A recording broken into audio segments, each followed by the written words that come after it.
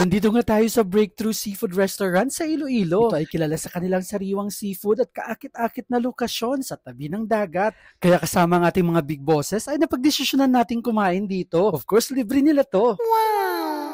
Tingnan mo naman kung paano hinuhuli ang mga buhay na hipon.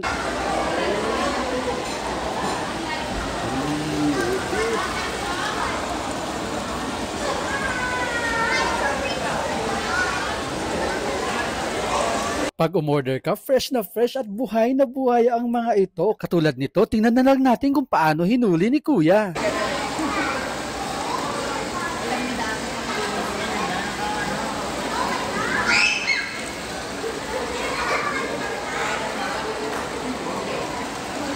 Maliban sa hipon ay umorder din pala sila ng mga crabs. Nako, ako na ipinaglihi sa crabs pero hindi mahilig kumain dito kasi masyadong matrabaho.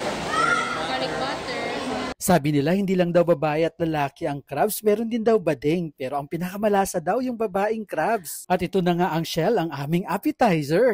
Pero bukas sa family. KBL, Kajos Baboy Langka.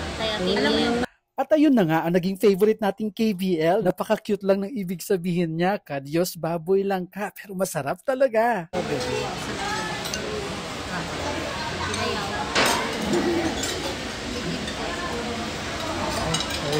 Thank you. Hindi man nakunan ng video pero meron pa kaming order na hilaw na mangga na may manamis-namis na bagoong dyan. Ang Breakthrough Seafood Restaurant ay isa sa mga must-visit na kainan sa Iloilo, lalo na para sa mga mahilig sa seafood at naghahanap ng magandang dining experience sa tabi ng dagat.